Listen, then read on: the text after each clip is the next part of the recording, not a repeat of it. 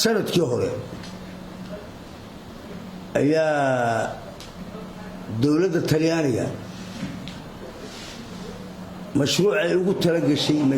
gobolkan ama degmadan beledweynaha iraado ayaa waxay ku wareejisay FAO ilaa hadda way la maqan tahay may keenin mana garanayna sababta waxa ka lifaysa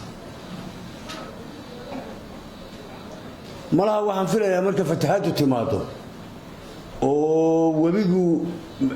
karkarada jabiyo markaasay noo iman doonaan oo waxbana la qaban karin waxbana laga qaban karin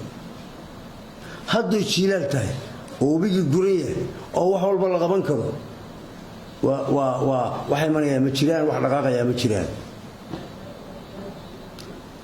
dabcan hadda hadiisan imanay waxay iman doonaan marka biyo baxa timaado la hoogo la boo oo dadku qaxo markaas ay iman doonaan dabcan adeer wixii ilaahay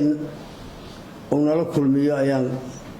waxaan u qaadanaynaa naxariis alla na siiyey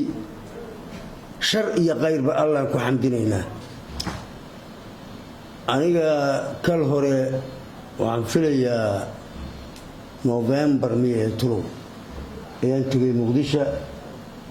waan arkay safiirka Talyaaniga iyo madaxa mashaariicda ee safaaradda Talyaaniga waxay la socday Colonel Isaaq Ali Cabdulle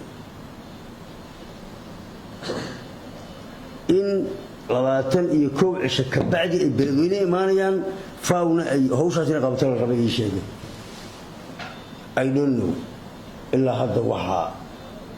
ay la maqan tahay ma garanayo lacagtaana waa la soo wax loo shoofaa soo inay shaqada qabataa laga rabay hay'adaas marka shaqadeena ma qabsoonin dhowr bil baana ka soo wareegtay sabab aan niraahdo sababtaas ayaa lala qaban waayay ma garanayo